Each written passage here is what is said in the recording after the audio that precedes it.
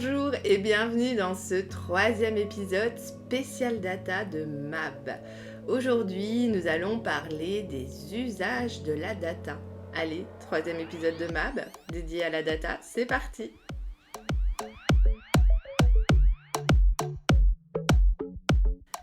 Alors, l'intelligence artificielle. Je ne vais pas y aller par quatre chemins. On peut dire aujourd'hui que l'intelligence artificielle est encore peu utilisée en entreprise.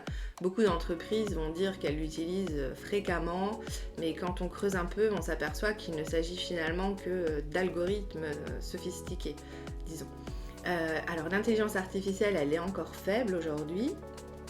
On ne peut pas parler d'IA forte. L'IA faible est en train de se démocratiser, de se généraliser. Et malgré tout ce que je viens de dire, ne soyons pas pessimistes.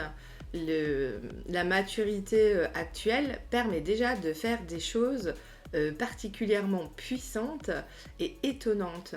Et je pense que dans les mois qui viennent, on risque de voir de nouvelles révolutions technologiques apparaître et de jolis dispositifs très innovants et qui sortent de l'ordinaire. On va en aborder quelques-uns dans le troisième volet de cette étude qui concerne les stratégies. Mais on peut déjà voir des cas d'usage qui sont particulièrement étonnants et qui utilisent toute la puissance, si ce n'est de l'IA, en tout cas de la data. Et ça, rien que ça, c'est déjà très intéressant.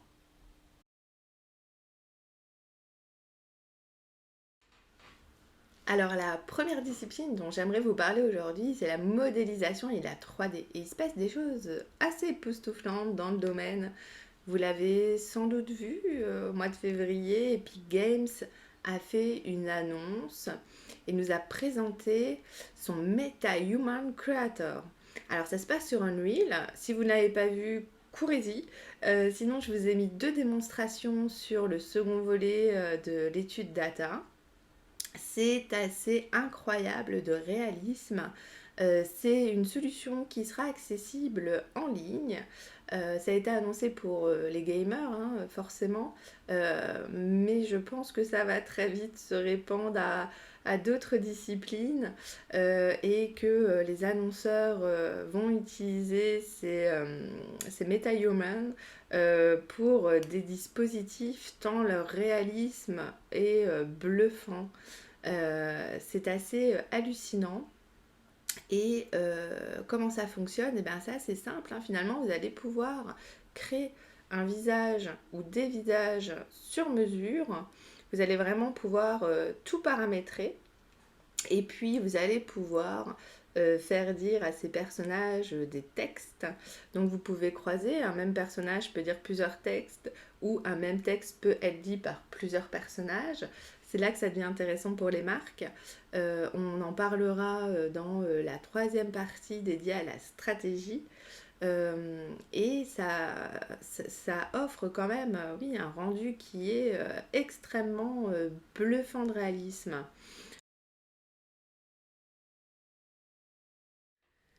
Alors oui, concrètement, il se passe beaucoup de choses au niveau des assistants virtuels et des influenceurs virtuels, notamment en raison de ce que je viens d'évoquer, c'est-à-dire l'arrivée des MetaHumans et d'Epic Games qui seront disponibles sur Unreal dans quelques mois, a priori, c'est ce qu'annonce en tout cas Epic Games.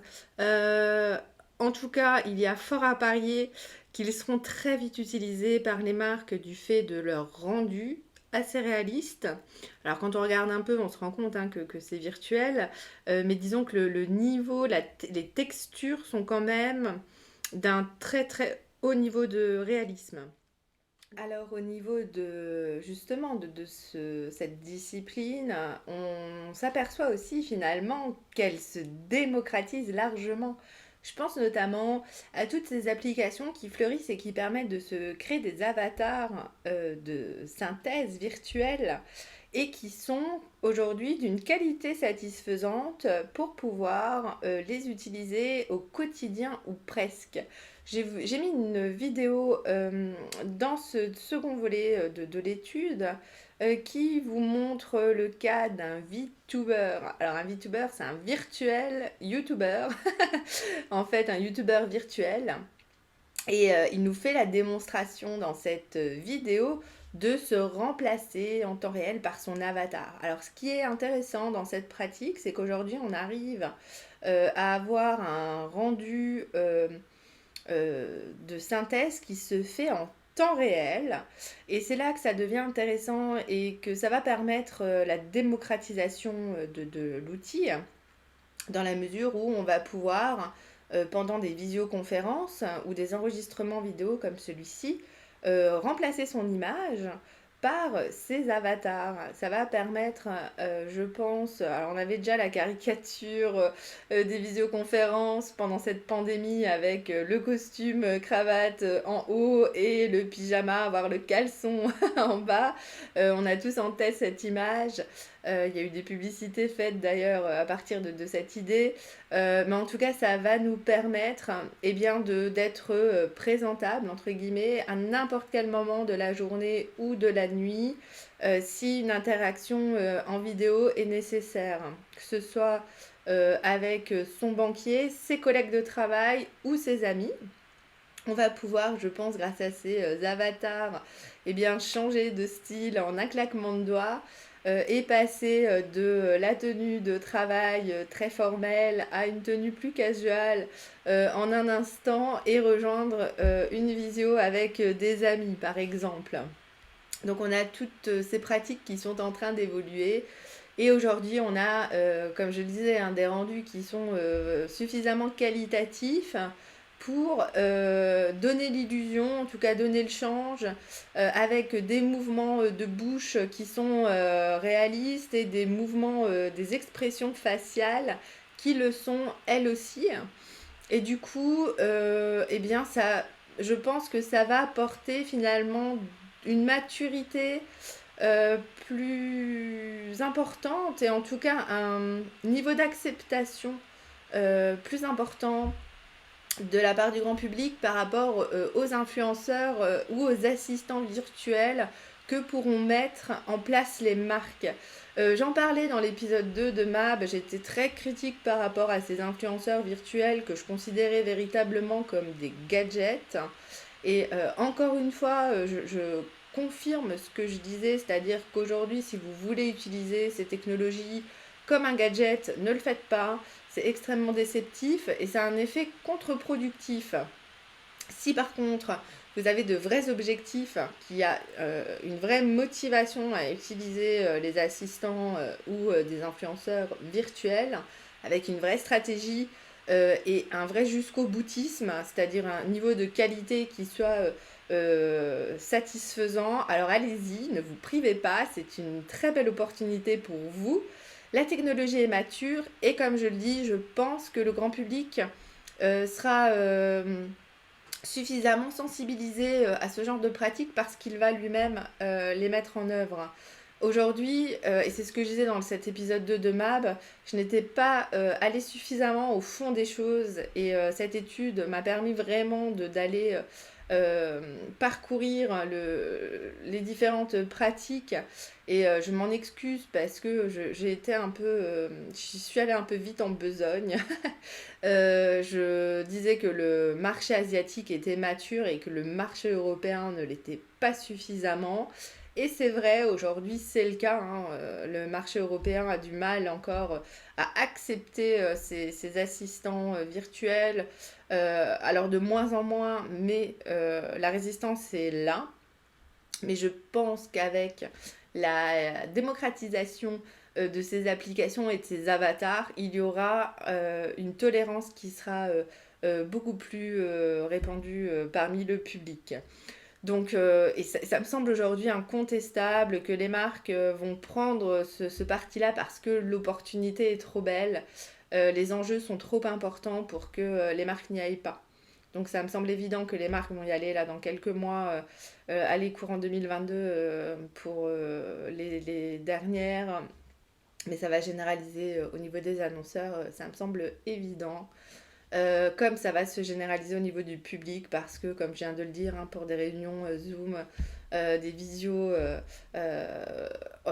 professionnels, donc avec des avatars qui seront probablement avec un rendu plutôt réaliste, ou pour des occasions personnelles, donc une visio avec ses amis, je pense que c'est ce qu'on risque d'utiliser dans les mois qui viennent.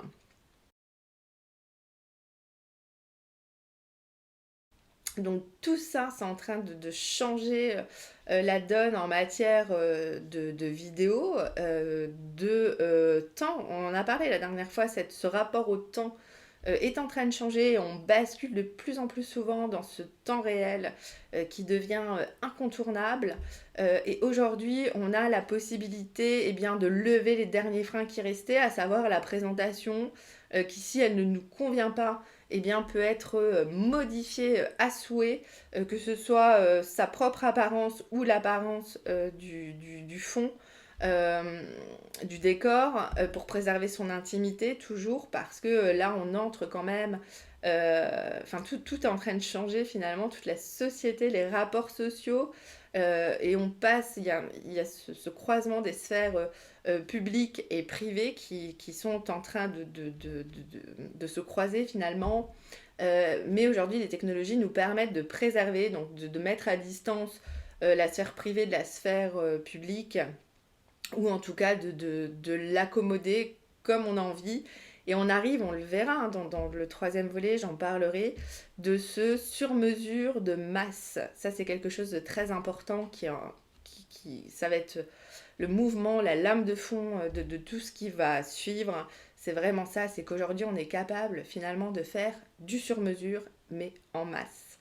Donc, c'est tous les secteurs, je pense, qui vont être impactés profondément par rapport à cela. C'est toutes les industries, tous les secteurs et toutes nos habitudes de consommation et d'habitudes finalement quotidiennes qui vont être transformées par ce nouveau paramètre qui n'en est même pas un, qui est cette lame de fond dont je parle et qui va arriver et qui va se propager dans les années à venir.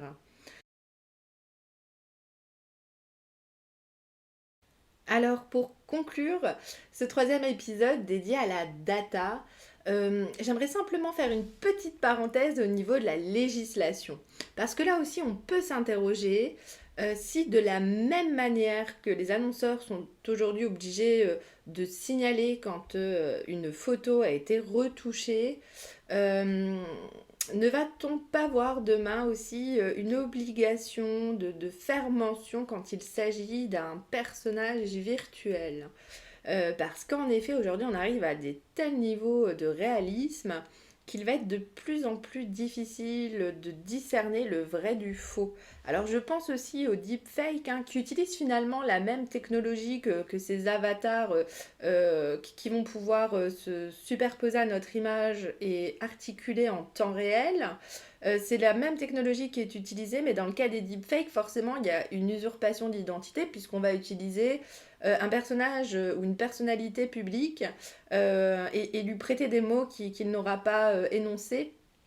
Et alors l'usurpation d'identité dans le cas des deepfakes est évidente et répréhensible, mais est-ce que demain les marques ne seront pas elles aussi obligées de signifier à leur public quand elles utilisent des personnages virtuels ou des assistants virtuels? C'est la question. Je vous invite à y réfléchir aussi. Je pense qu'on y aura droit, hein, vu la tournure que prennent les choses et toutes les législations auxquelles on a le droit, notamment ici en Europe.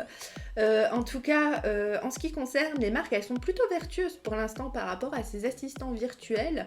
Et je pense que c'est surtout du fait de la qualité des chatbots ou des voicebots aujourd'hui, hein, qui ne permettent pas de créer vraiment l'illusion jusqu'au bout, et finalement les marques jouent le jeu de la transparence, et bien souvent les assistants virtuels le disent eux-mêmes, c'est-à-dire qu'ils se présentent en se prénommant et en précisant que ce sont des assistants virtuels. Voilà, et bien je clôture ce troisième épisode sur ce point. Je vous souhaite une très belle journée et à bientôt pour le quatrième épisode. Au revoir.